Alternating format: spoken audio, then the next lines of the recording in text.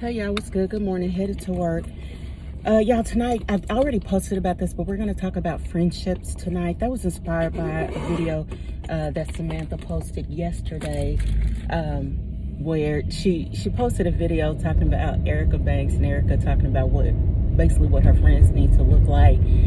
And I thought, well, that's a good conversation to have. And in my question, what I want to talk about is what kind of friend, and there is homework. So there's a quiz I attached to about what kind of friend best suits you.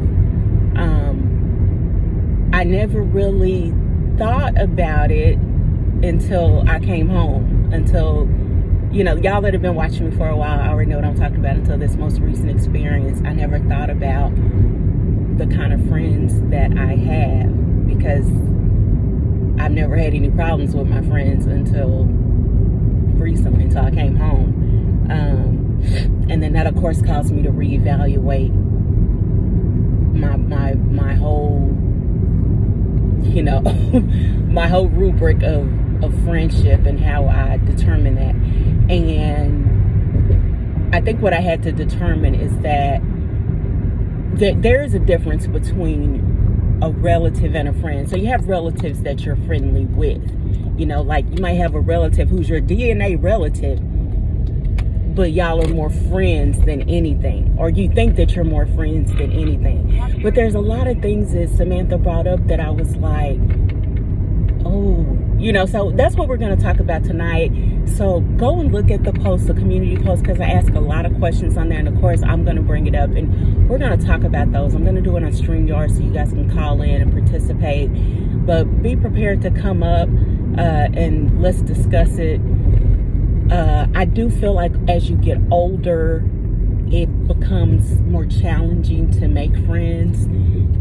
When you're little, you can just go to people and be like, hey, you want to be my friend? And it's like, yeah, you become friends and that's it, And then when you get older, things change, and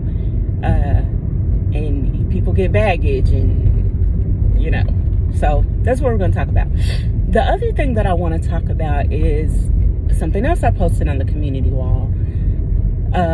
This one came from actually one of the ladies in my group that we meet with once a month, sent it to me, and then I watched it and I replied back, but one of us or more of us doesn't have an Apple phone, and so when I replied back, I sent an emoji video, but everybody couldn't get it, so it wouldn't go through. And so I was like, I just posted it on the page, but what I had sent in the emoji was like, this is some BS. Y'all go look at it. But it's a video of a black woman. She's overweight, she's plus size, pushing from behind a Benz. And so Tyrone pulls up. His passenger is video recording her pushing it, and he's like basically saying she needs help. So he takes the phone to record what's going on, and he gets out to help her. When he gets out to help her, he then realizes that there's one of his brethren actually driving a car. And so then a verbal altercation ensues. And he calls out the behavior and says, why do you have her pushing the car? And she explains that this Tyrone that's driving says that she is the bigger one, so she should be pushing it. And the Tyrone that's driving the car is saying, I'm not about to push a car. She's the bigger one. All she does is spend her money on weed. The car ran out of gas. And he basically threatens her and says, if you go with this man, we are over. And she is saying, this is so embarrassing. I'm going with him so I can go to the gas station and get gas. You're stupid. This is stupid. Now, it's not clear whose car this is. I don't know if it's their car together, if they have children together. We don't quite know what the story is. Well, I don't even date Tyrone's to even see myself in a situation like this. I feel like this is a teachable moment, ladies. So here is a man that sees something is wrong with this picture. There's a woman pushing a car, okay? He gets out to help. To me, he takes too long to even get out. To me, as soon as he pulls over and sees there's a woman pushing a car, he should just let whoever's recording this, just let them keep the camera. Even if they get out and put their car in park and they film it while he's talking, to me, he should have got out immediately. He gets out to help. And I should have known something was up when he first started offering to help her and she still keeps pushing. I should have known something was up. When she says that, before he even goes up to the driver's side window and says, he said I'm the biggest one, so I should be pushing. I was like, don't tell me it's who I think it is driving this car or steering the car. Yeah, and when I was growing up, the way cars got pushed was, there would be somebody in the back, but there would be somebody at the driver's side pushing and steering simultaneously. Now, she was bigger than him, but she's also a woman. Ladies, if you are with a man, I don't care what color he is, and something like that goes down, and he has you pushing a car, pumping your own gas, doing anything physical, when he is an able-bodied man, you're with the wrong man. That is insanity. And she kept saying this is so embarrassing because she knew that was out of order. Men often want to talk about how women don't want to be submissive and they're not traditional. This is a prime example of men not knowing what traditional is. And there were a couple of things I posted on the website, on my channel, on the community page about this situation. I said you can tell who was not raised in the house by their father, who didn't have a father in the house raising them. And that's the boy, and that's what I call him, the boy who was in the driver's side steering the car. There is no way, if this Tyrone grew up in the house with a man, that he would think that was okay. There's no way. There's no way. There's no way. If he grew up in a two-parent family with a father, he would think that's okay. And if he did grow up in the house with a father, he thinks that's okay. He had a sorry daddy and a masculine mama. That's just ridiculous, y'all. If that's not reason enough for you as a woman to know it's time to move on from Blackistan and date outside your race, I don't know what is.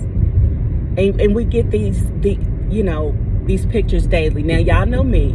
I'm a proponent of being at a healthy weight. The weight that woman is, to me, in my opinion, she cannot pull a wealthy Brad or wealthy anybody outside of Blackistan. I don't even think she could pull a wealthy anybody in Blackistan, which is why she's with the kind of man that is okay with her pushing a car. So she has to take what she can get.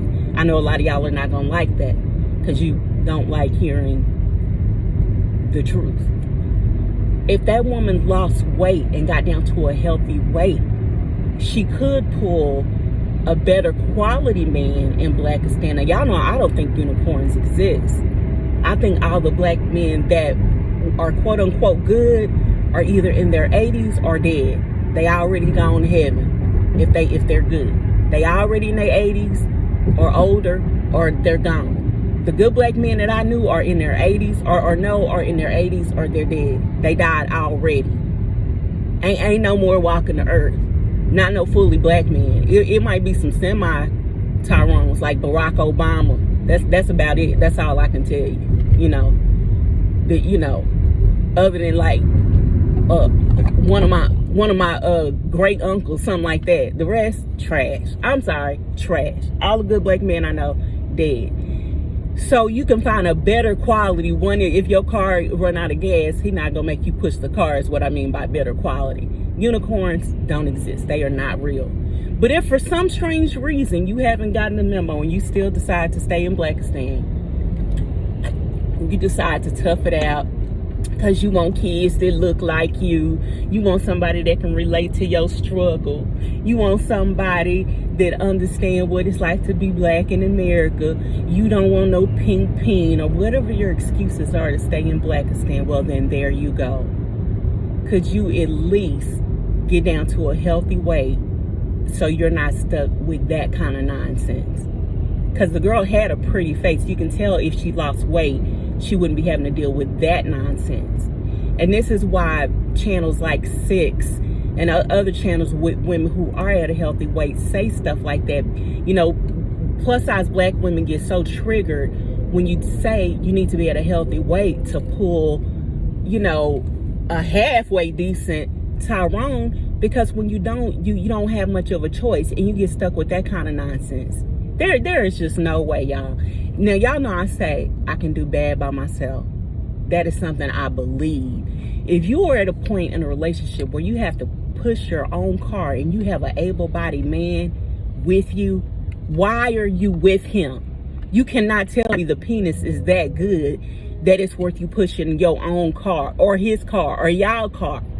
You can do that by yourself. What you need him for?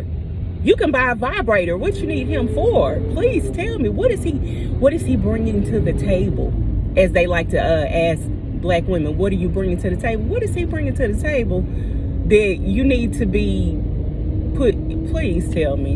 And y'all, anybody that's new here that don't know, I have not always been invested in myself first. I was married to a Tyrone. I have loved Tyrones to my own derailment, to my own personal derailment, to my own peril. I have loved black men. I have tried. And it always is trash. Every single time. The marriage, the love, the college love, every time, trash. Out of all the black men I've dated, one, O-N-E, and I'm a 44-year-old black woman, one that I know of has been faithful. The rest, all cheaters. 44-year-old black woman. The rest, all cheaters. Now, I don't know that I've ever dated one that would make me get out and push my own car, you know, and I haven't, and I'm not at a healthy weight right now. I'm on a weight loss journey. Now, I have lost 110 pounds, but I'm going to go to lose 50 more so that I can be at a healthy weight. So I can pull the kind of man that I want. I've dated interracially basically my entire life since I started dating. I started dating interracially at 17. And I've been dating interracially my entire life. From what I can tell, the men who have not cheated on me at all are non-black men. What I appreciate about them is that they'll be honest with you from the beginning. They'll tell you what they can and cannot do for you from the beginning. If they can't give you a relationship, they'll tell you that. If they want nothing but sex, they'll tell you that. If they're married, they'll tell you that. What they won't do, in my experience, is sell you hype dreams. You have rappers literally rapping about selling bees dreams. They'll tell you all that you want to hear to get in your panties, get what they want, and they move on. When you're dating interracially, my experience is that they just tell you the truth, and you choose whether or not you want to be involved with them. So you're making your own adult decision, and you can move accordingly. So you know what you're getting yourself into. I have much more respect for that than for you to tell me you know, you're gonna marry me, you're gonna do this, you're gonna do that, and I'm really believing you, and I got my mind all, you know, sold on nonsense, because you don't mean any of it. And I don't know at what age I had to learn. No, I know exactly at what age I had to learn that men just say stuff. They just say what they think you want to hear. So I was sad for the young lady, but I was glad she at least had enough good sense to go get in the car to go get the gas tank, than to sit there and struggle with that man for him to say, oh, if you go with him, we over. Well, Negro, let it be over, because it looked like she by herself anyway. It was over the moment you told me to get out and push the car, because I'm the bigger one. And her dumb butt went and did it. I'm like, girl, you ain't got AAA. You can't call your car insurance company. Maybe she didn't have insurance though. And so one of the ladies in my group that sent me the car, that sent me the video, the one that's engaged to a Brad, she's hypergamously engaged. So ladies over here that are HI, hypergamous interracial, those two together. We don't do one or the other. We're not trying to just get a dusty powder donut. I'm not just trying to date a Brad just because he a Brad. He has to elevate my lifestyle. He has to make more money than me, okay? I'm not just trying to date hypergamously and date a Tyrone. I don't care about a rich Tyrone, okay, at all. I don't care if he play basketball. I don't care if he own his own company. I don't care if he an investment banker. A Tyrone is a Tyrone. I don't care if he come from a two-parent family. They all got the same issues. I see Tyrones that come from 2-parent families, both parents college educated. They still make single mothers, just like the ones from the hood. It just don't matter. They got the same. When they get around each other, they make degenerates of each other. It just does not matter what their backgrounds are. The educated lanes and the homie from the block, the one slanging dope, whatever, it's all the same Tyrone. Like the one in that video, he might be the homie from around the block, same trash as the one that went to college with a 4-year degree. The one with a 4-year degree might not make you get out and push the car, but he might sell you hype dreams on, what he gonna do for you and ain't gonna do nothing but lie to you and cheat on you. So, over here, HI, you're dating hypergamously, you're dating interracially. In doing that, being at a healthy weight is of the utmost importance. That was the first thing I noticed with this girl pushing this car was her weight. That was the first thing I noticed, that there's this fat black woman pushing a car. And I was sad for her. Before I even knew who was in that car driving it or steering it, I was sad for her that something had brought her in her life to be pushing that car. Now, what I did like is you could tell that the dude that pulled over to help her, they showed his face for a minute. You could see he was a big black dude. And he told the little scrawny dude that was steering the car, don't come over here towards me. Like, basically, you can talk strong to her. What you're not going to do is talk strong to me. Don't run up on me. He didn't threaten him. He just told him, stay over there. Stay in your lane, homie. I don't know what state they were in. I forgot to pay attention to the license plate. But the little dude knew, don't run up on me. And he respected his boundaries. He knew who he could get slick with. I'm glad she had enough sense to get in the car to go get the gas can. She kept calling the dude stupid. One thing I want to call out, though, also for ladies who are dating HI, who are trying to elevate your life. The Tyrone pointed out the little one, talking about all she do with her money is buy weed. Now, if you're dating HI, you're not smoking weed. I don't even think I need to say that. But there is, to me, a stereotype here. This woman is overweight. She's the kind of woman that if a man tell you to get out and push the car, you're going to get out and push the car. She ain't got a daddy to call and say, can you come?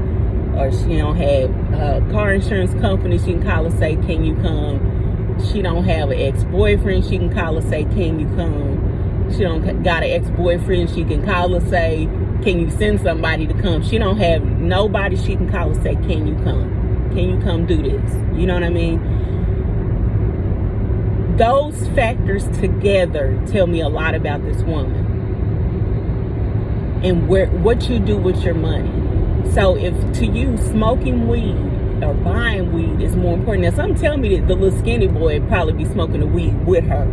Oh y'all, I got my hair tied up in a bun because it's supposed to be 100 degrees here today. Baby, it ain't even 9 a.m. and this bun is killing me already because, baby, the bobby pins is on tight. And I wear my hair up like this when it's hot outside. But anyway, he looked like he smoked weed, too. I wouldn't even known that she smoked weed had he not said it. But, ladies, if you're dating HI, you're not smoking weed. What HI brand are you going to pull smoking weed? Now, I did date a guy that was... would have been an HI relationship for me, that I think he partook, like he had said something one day about making some sativa brownies, and I thought he was talking about gourmet brownies, and I was like, sativa brownies? Well, I've never heard of that. And I was like, what kind of brownies are those? I'm thinking sativa is some kind of, foreign ingredient, like like Madagascar, like a foreign vanilla or something. And he was talking, I think I looked it up for something. He was like, it basically was weed or something, some kind of weed brownie or whatever. But even then, he still wasn't smoking it. And maybe he did smoke it. I don't know. I'm not saying that there aren't rich, non-black men who don't partake. But generally speaking, dating HI, you're not going to be spending all your money on weed. You're not going to be spending money on weed, period. Because that's not the kind, you're not going to be smoking. That's just not what women of a certain caliber do, and you're certainly not going to be spending all your money on weed to the point that you run out of gas, And y'all know I live check to check. I'm just being honest. You know, I struggle. It'd be a struggle from paycheck to paycheck, between paying bills on time, trying to pay them on time, and working, not making enough money. You know, but what I'm not doing is spending my money on weed. Now, do I eat out too much? Yes. Yeah, there's a song, what do you say? I drink too much. I talk too much. It's like, who was that? Dave Matthews Band. I drink too much. I talk too much. Oh, he don't say I talk too much. That's me saying what my little peril is. And it might work out to be not a peril, you know, as far as this channel goes. But I might listen to that song today. But yeah, I'm telling my age. Not that I mind telling it, but that's, you know, when I was in college, Dave Matthews Band was the bomb. Anyway, y'all, just please, teachable moment. Y'all put in the comments what y'all think the teachable moments were from that video. I typically don't really like to talk about Tyrone's at all. But to me, when it's affecting a black woman, and I feel like it's a situation a lot of black women can relate to, I feel like it's something that we can pull away from it, then yes. Now, when I was growing up, I've told you guys before, you know, my mother was very attractive. If there were situations where she was stuck on the side of the road, stranded, she was pretty enough that there were always, and this was the 80s too, so this was 40 years ago. There were always men, it didn't matter what color, they could be white, they could be Mexican, they could be black. It was always men that would pull over and help my mom with whatever she needed, you know. Now, this is before cell phones were ubiquitous. Back then, only rich people had cell phones.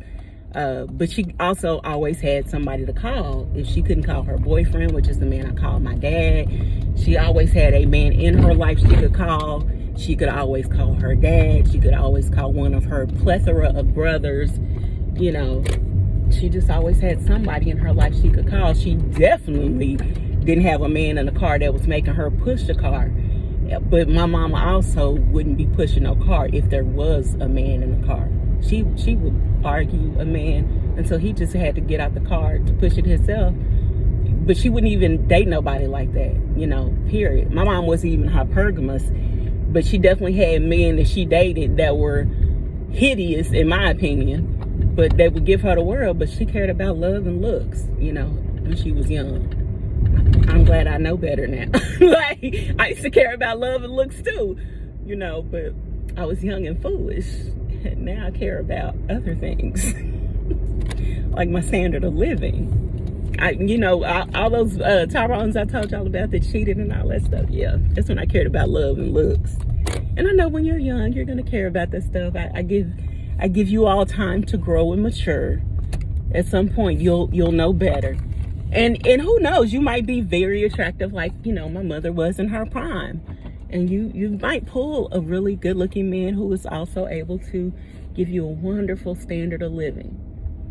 If you, however, don't look like a dime, you look average at best, but you're at a healthy weight, and you take what God gave you and make the best of it.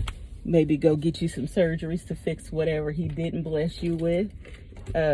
Honey, you can make it work and pull you a man that can change your life, as so many of my ladies have done on this channel, and get it how you live, and just make the best of, you know, what you got, which is what I'm trying to do, which is, you know, why I fast so much.